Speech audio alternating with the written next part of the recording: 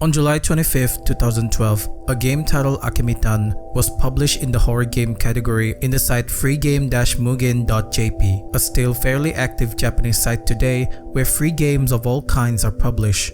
Akemi Tan was initially published for that site, but in 2014, the game was made available in English in a site called rpgmaker.net. What's interesting about this game is that the publisher himself, Konago, published the game on the site on his own. The game received mixed reception from the two different sites. On the site rpgmaker.net, it was accepted with praise from the community, but on the Japanese website, fans were not eager because of its simplistic gameplay and its reliance on heavy jumpscare. But even though it didn't become popular worldwide, the game still has a reputation for being overly disturbing.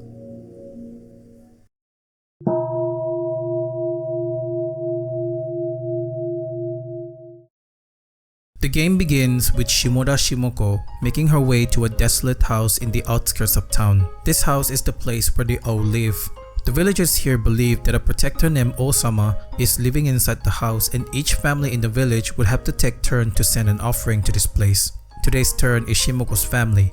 Next to the stair, there is a warning sign that forbids anyone from entering the place and taking the offering. If they fail to follow the rules, terrible things will happen to the village. Oddly enough, as soon as Shimoko puts down the offering, the cat nearby decided to sleep, a sign that the Osama's power is at work. Shimoko suddenly felt hungry and wondered if anyone would notice if she took one of the offering. We then see Shimoko walking back home, but along the way, she meets a friend, Issei Ebiko. Ebiko wanted to know what is Shimoko doing at this place, and she answers that today is her family's turn to give the offering to Osama. As the two part ways, Ebiko looked in the direction where Shimoko came from and decides to go there. It then cuts off to Shimoko all alone at home. Her parents have gone out somewhere. She decided to take a nap, and as she drifted off, she had a dream about someone saying unforgivable in a low, distorted voice. Almost too real that she immediately woke up. As she investigated who that voice belongs to, she found out that the front door could not be opened despite the door being unlocked.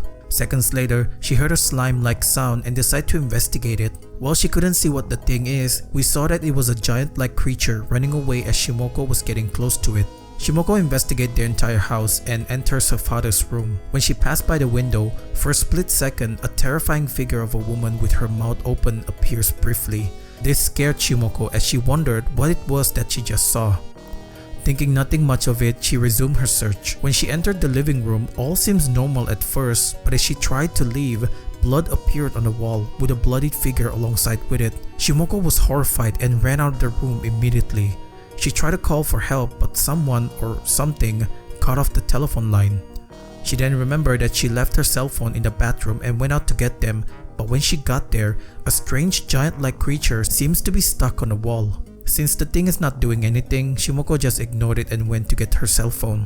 When she got her cell phone, she found out that she had multiple missed calls from her mother. Shimoko wasted no time and immediately called her. Her mother is relieved to hear Shimoko's voice, but then urgently told her to get out of the house and escape the village. Shimoko couldn't hear the rest of it because strangely, her phone lost signal despite it being okay a few minutes ago. Nonetheless, Shimoko understood what her mother told her. Before she leaves the house, she decided to check if there's anything useful she could bring. When she checked her father's room again, she noticed that his cabinet was locked. Using her father's birthday date as password, she unlocks it and obtains a shotgun. As she wandered the hallway, suddenly, bloody writing appeared on the door leading to the tatami room.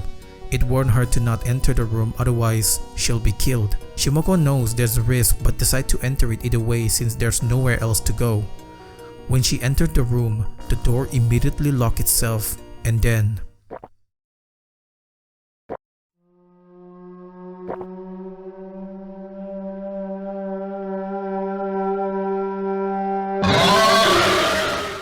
a bloodied face appeared out of nowhere. This is the same creature that was in the living room before.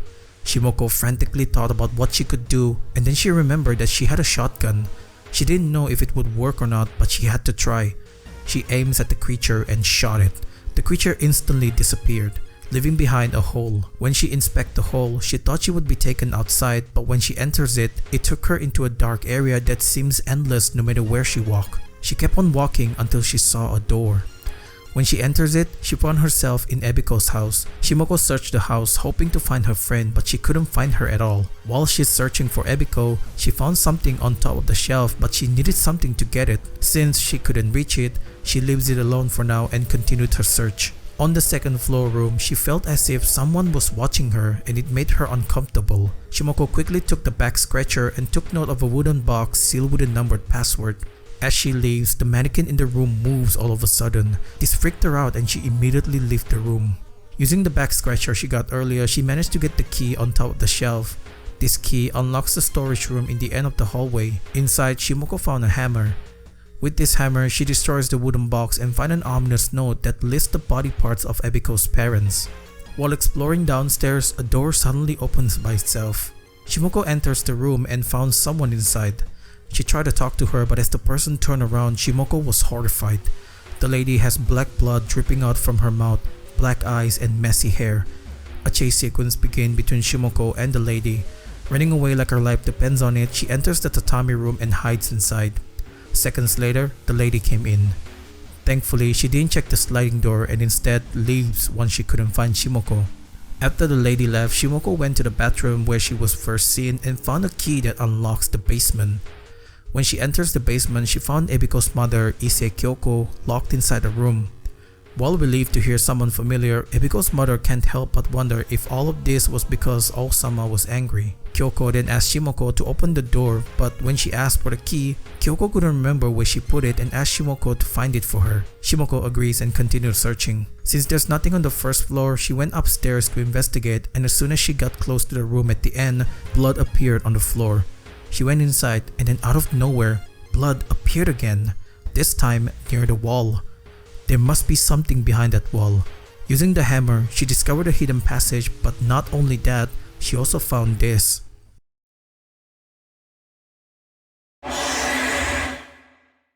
A weird looking figure with a missing eye blocks her path. She couldn't do anything for now, and since she felt disgusted by whatever the thing is, she left the area.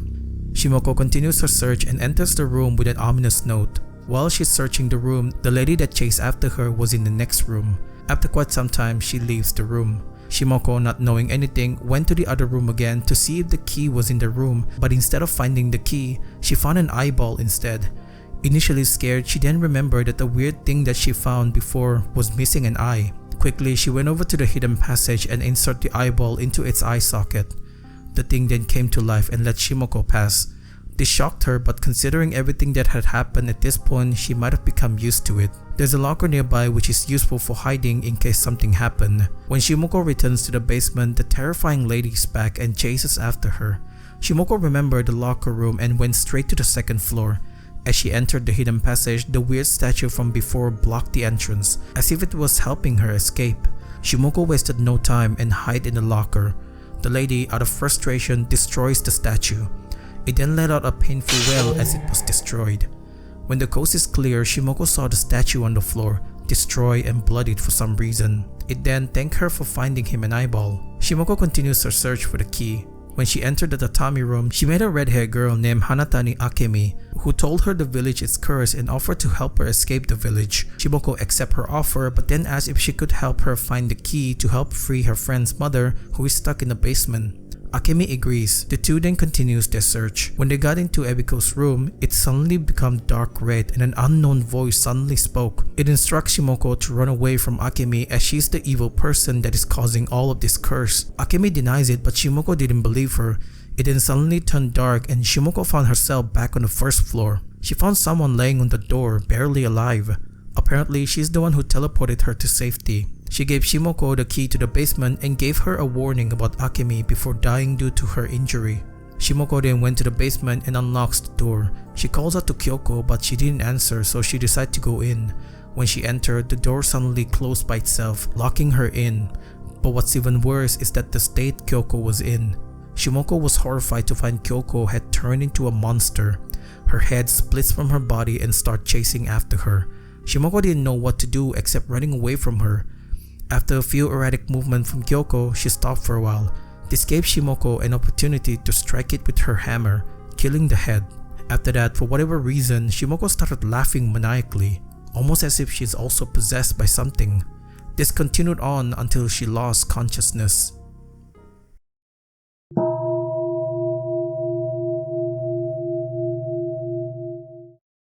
When Shimoko woke up, she couldn't remember what she's doing before, but the door was open, allowing her to exit the basement. When she got out, she's surprised that she's not back at Ebiko's house, but rather she's back in the void. She continued on the endless path until she saw another door where it led her into an old Japanese house. Inside this house, Shimoko explored the library section and found a key for a drawer. She explored a bit more and went into the second floor room where she found a book that explains what happened if they break the Osama's rule. In order to appease him, they need to offer a sacrifice. In this room as well, Shimoko found a locked drawer where she's able to open using the key that she found earlier to get the lighter. Since there's nothing here, she leaves the room, but just as she exits the place, she heard a thumping sound on the first floor. When she went downstairs, she saw a red statue moving slowly into the library. When she's certain that she's safe, Shimoko went inside the storage room to see if there's anything useful she could take, and after searching for a while, she found an oil bottle which could be useful in fighting the red statue. With all her preparation complete, she confronts the red statue. The statue summons 6 yellow statues to chase after Shimoko. The only way to kill it is by burning it. Shimoko doused the red statue with oil 5 times and then setting it on fire to kill it. The statue let out a terrifying wail before dying. Entering the tatami room, she saw the same giant creature killing 3 people in the room. Shimoko was afraid of it, but if she had no choice, she was ready to fight it. But then, just as she approached it, the creature dropped to the floor and turned into a dark figure. Shimoko was surprised and curious. As she touches the dark figure, she immediately transported outside. Shimoko was excited to finally be able to escape, but that excitement was cut short when she realized the exit was blocked off by an endless void. With no other way, she headed deeper into the forest. Along the way, she found an abandoned shack with a rope on the roof and a memo warning anyone about the creatures in the forest. Should they ever come close, they advised the usage of a lighter to scare them away. Not too far from the shack, there's an open field, and as soon as Shimoko stepped into it, she's surrounded by a weird red face-like monster. But since she read the note, she quickly follows what it says and successfully repelled the monster. As she moves along the area, Shimoko saw the lady that chases after her in the house. She waited until the lady passed by her, and then she proceeded on to another shack where she discovered a key that will unlock a door not too far from here. After unlocking the door on the nearby shack, she found a box tall enough for her to stand on. She used this box to get the rope and then use it to go down safely. Here, she found Ebiko's cell phone, and as she picked it up, she was filled with terror as the lady that chases her before is now standing in front of her. Not wanting to be captured by it, Shimoko had enough. She tricked the lady into thinking that she's running away, but in reality, she is hiding from her, and when she got closer to her, Shimoko ambushed her and beat her non-stop.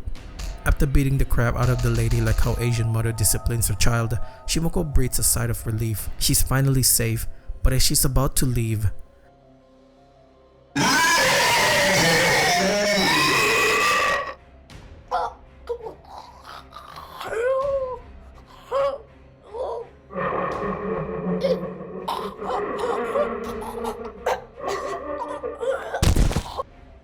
it's not over yet. The lady is still alive after taking the heavy beating. She grabbed hold of Shimoko and choked her. This might be it. This might be her end. As her consciousness was about to fade, Akemi appeared and shoved the lady away. She asked, why did she leave her side when all she wanted to do was save her from the curse? Akemi approached the lady and banished the evil spirit that possesses the girl. It turns out the lady that was chasing after Shimoko was Ebiko all along. She was possessed by an evil spirit. Suddenly, a voice calls out to Ebiko. It was her parents. Apparently, Akemi had the power to revive people. She suggested they go back to the village, and right on time, Yuta, one of Shimoko's friends, appeared and informed them that the remaining surviving villagers are now in the lodging house. Hearing that her parents are alive and well, Shimoko was overjoyed and wasted no time in going to that place. After a heartfelt reunion with her parents and finally being able to settle down, Shimoko and Ebiko sat down with Akemi to listen to her story. Akemi explained that she has a special power which she used to protect the people from the evil spirit, but she was chased out because the villagers wanted to take control of the village. She wanted to tell them a bit more, but Yuta interrupted them by telling them to participate in the village meeting. In that meeting, the village chief explained that this is the wrath of Osama, and to appease him, they need to have a sacrifice. As the talk goes on, Ebiko suddenly fainted. Shimoko, surprised by what happened, took Ebiko into the guest room so she could rest. She then returns to the meeting room, but when she arrived there, Shimoko felt something is wrong. The room looks all the same. It's like she's stuck in an endless hallway. Suddenly, she heard a giggle and a woman with white hair appeared in front of her. She asked her why is she with Akemi and tried to convince her that she is evil, but Shimoko knows that's not the case and defended Akemi. The girl then got angry and summoned 2 demonic dogs to kill Shimoko. She tried once again to convince Shimoko to join her in fighting Akemi, but she refuses. This made her even angrier and she ordered the dog to kill Shimoko. Shimoko screams Akemi's name for help and seconds later she arrived and banished the girl. The two made their way to the room where Ebiko is resting, and here, Akemi revealed who she really is. Ebiko confessed that it was her who ate the offering because she was hungry and didn't think much of it. She regretted her action, but Akemi reassured her that it was not her fault and everything will go back to normal. She told them that she's going to sacrifice herself. Shimoko and Ebiko were against this, but Akemi reassured them again that everything will be fine and that they will meet again if she died. She then revealed that the person who tried to attack Shimoko was her maid, and Akemi had given a portion of her power to her, but she misused it and brainwashed the entire village into forgetting about her. But even then, she still loved the village and is willing to do anything for them. It then cut to the village elder who is contemplating who should they sacrifice to Osama. Suddenly, Yuta came in and suggested they sacrifice Akemi since she doesn't have any family and she's not from the village, so even if she decided to do anything to them, she couldn't do anything. The village chief agrees and meet up with Akemi. Akemi, almost as if knowing her time is up, gave one final hug to Ebiko and Shimoko before going outside to meet with the village chief. The village chief accused Akemi for the one responsible for the whole mess and therefore must be sacrificed. Shimoko knew it was a lie and tries to protect Akemi, but it's no use since the village chief is so adamant on making her the one responsible. Akemi reassured Shimoko that she expected this to happen and quietly follows the village chief.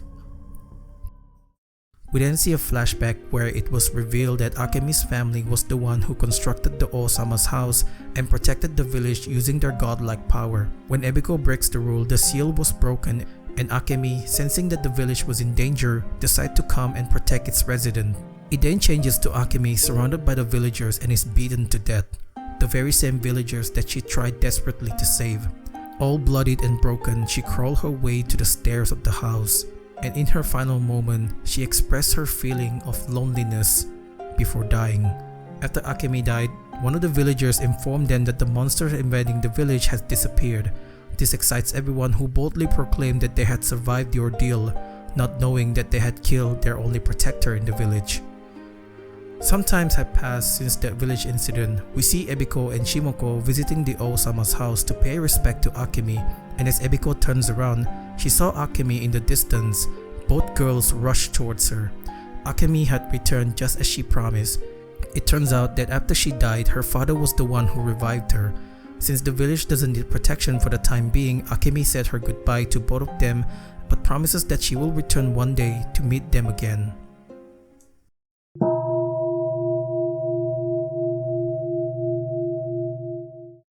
So Akemi Tan is a confusing game if you didn't pay attention to it, and with the translation being somewhat understandable, you're missing a lot of detail. So what exactly happened in Akemi Tan and why did Yuta hang himself? Well, Akemi is most likely a special child. Being born into a family with powers that are somewhat close to a god, she is always alone. When her family employed a maid, the maid most likely became her closest friend. So close that Akemi shared her power with her. But all of that was for nothing because the maid had betrayed her and turned the village against her family, erasing their presence and brainwashing everyone into thinking that Akemi is an evil person. Still, despite all of that, Akemi still loved the village and its inhabitant and was seen reluctant to leave the village. Her father then suggested they construct a house and put a portion of their power into it. This power will serve as a protection for the villagers here. Their only rule was that they should never steal anything from the place. Years have gone by and people have forgotten about Akemi and only seen the O as a god protecting their village. When Ebiko broke the rule, Akemi was forced to return to save them, and this is where the game event happened. Now regarding Yuta, why did he hang himself? Well, simple answer is, I believe Yuta was controlled by the white-haired girl, and when he had done his job suggesting Akemi as their sacrifice, the white-haired girl killed him. To be honest, the village doesn't need a sacrifice. There was never a mention of a sacrifice needed during the flashback with Akemi's father. The only thing that was needed for the village to do was offer a tribute to the O so that they may be protected by it. So when Ebiko broke the rule, the only thing that was gone was the protection that Akemi's father has set up. But that is enough for the evil maid to unleash her evil creature and attack the village. She also went a step further by creating another rule where a sacrifice is needed to appease Osama. But in reality, they don't need to do that. The maid wanted revenge on Akemi and her family, so the sacrifice rule was created specifically to kill her because she knew that Akemi loved her villagers and would do anything for them, even dying for them. So by killing her, the maid is satisfied with her revenge and she removes the monster in the village. But in the end, they outsmart the maid because after everything went back to normal, her father revived her. And since the villagers learned that the curse is real, no one would break the rule anymore, preventing this incident from happening again. I hope you enjoyed this video. When I researched this, I found out that Akemi Tan have a similarity with Jesus. I don't know if they based the game on God himself, but it seems so familiar. I wouldn't be surprised if it took Akemi only 3 days to be revived, but I'm gonna leave it at that. I hope you enjoyed this one and check out my previous video. That's all. Thank you and see you next time.